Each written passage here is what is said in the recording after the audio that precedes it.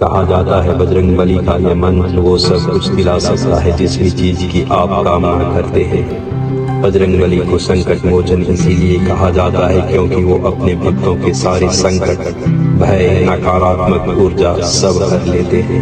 ओम नमो हनुमते रुद्रावताराय विश्वरूपाय अमित विक्रमाय प्रकट पराक्रमाय महाबलाय सूर्यकोटि समप्रभाय रामदूताय स्वाहा। ओम नमो हनुमते रुद्रावताराय विश्वरूपाय अमित विक्रमाय प्रकट पराक्रमाय महाबलाय सूर्यकोटि समप्रभाय रामदूताय स्वाहा। ओम नमो